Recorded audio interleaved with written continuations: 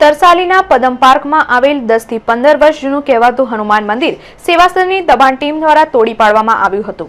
દબાણ ટીમ મંદિર તોડવા પહોંચી ત્યારે મહિલા મંડળના ભજનનો કાર્યક્રમ ચાલતો હતો। તે વેળાએ દબાણ ટીમે મહિલાઓને ખસેડીને મંદિરનું દબાણ હટાવી લેવાતા મહિલાઓ અને પદમ પાર્કના રહીશોમાં આક્રોશ ફેલાયો હતો। મંદિર હતું અમારું 2000 ની અંદર અમે સ્થાપના કરી હતું। આજે મહિલા મંડળે અમે એક પૈસો કરીને અમારા છોકરા રોતા મૂકી અને અમે હનુમાન દાદાનું મંદિર બાંધી હતું। આજે નવું મંદિર 2010માં સ્થાપના થઈ છે।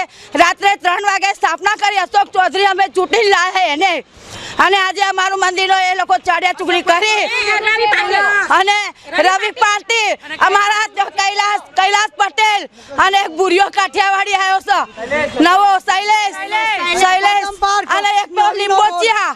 સમાજ સેવક નરેન્દ્ર જયસ્વાલે આ મામલે સેવા સદનમાં રજૂઆત કરીને મંદિર ફરી બનાવવાની માંગણી કરી હતી।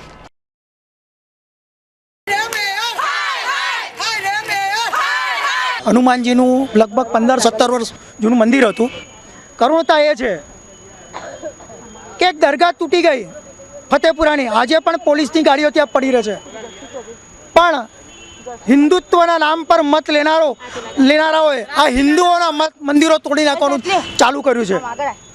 આ મંદિરની અંદર આજે કરુણતા એ હતી કે હનુમાન જયંતિ 6 તારીખે છે અને મહિલા મંડળ ત્યાં ભજન કરતું હતું।